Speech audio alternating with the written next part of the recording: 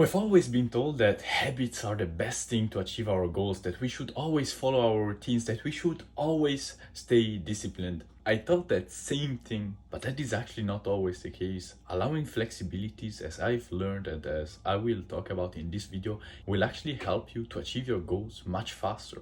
And you will learn exactly when and how.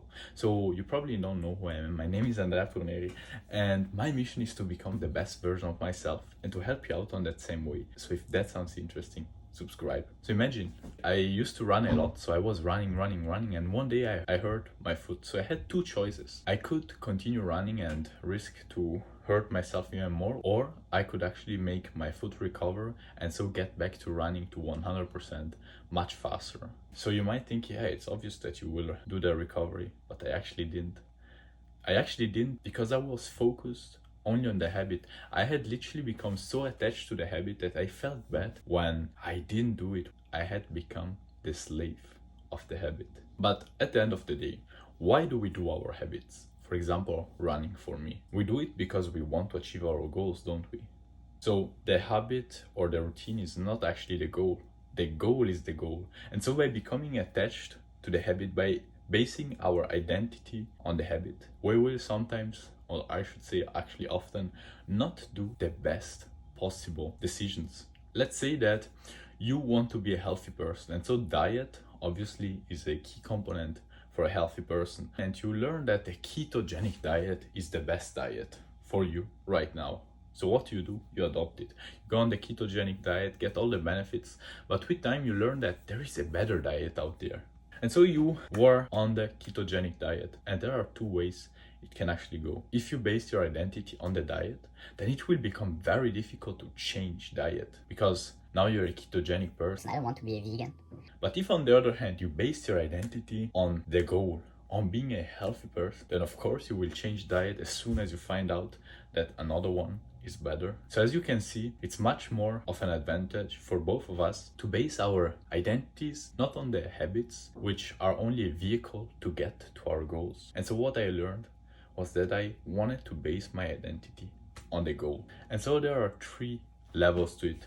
The first level is when you have all the freedom in your world. You can do whatever you want. And so what I've seen that worked the best for me was to first define my goals, then base my identity on the goal, and then find the best habit for that goal. And every once in a while, I look at my habits and ask myself, is this really the best thing that I can do right now in order to achieve my goals? I stay open to new possibilities, and I really focus on keeping my identity rooted on the goal, not on the habit. The second level is actually where something changed.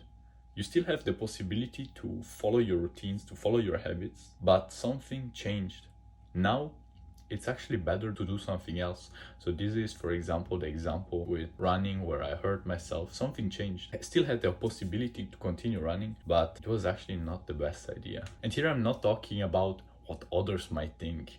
If you're in a situation where others might judge you, fuck that, bro. Fuck what others people might think. Here I'm talking about what is actually the best thing to do in order to achieve your goals. If the best thing to do to achieve your goals is a specific thing and people might judge you, don't care. Give yourself the permission to do what you want and not care about what others will think of you.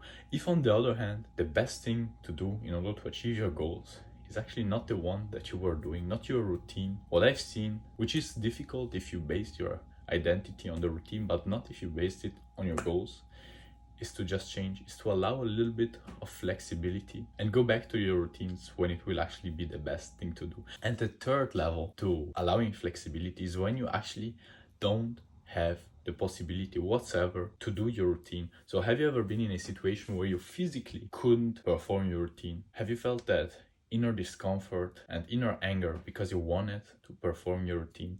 Personally, that happened to me just last weekend when I was camping with my friends. It was a very, very nice experience, which I ruined because I was not able to perform my routines. Think about it. Does it make sense in that situation to feel bad, to not enjoy the moment, to feel anger because we cannot perform our routines? Isn't that kind of like having become the slave of our routines? Will it even change anything to become angry, to become stressed if we can't physically perform the habit or routine. And so I know that it takes a lot of presence, a lot of observation to accept a situation that is not 100% as you actually would have wanted it to be. I know exactly how that feels like. But as you now know, it's not that much only about building habits and sticking to it. It's about building the right habits. It's about adapting it to our goals, to the situation. And that is where we will actually get the best results. When we don't let ourselves become the slaves of our habits. So I hope this video actually helped you on the way towards becoming the best version of yourself. If it actually did, then subscribe, because that is my mission, to help you out on that way. And now remember the most important thing, bro. We could literally die today, so why not living like it? Why not being who we want to be, doing what we want to do, and most importantly, feeling every single moment to 100%.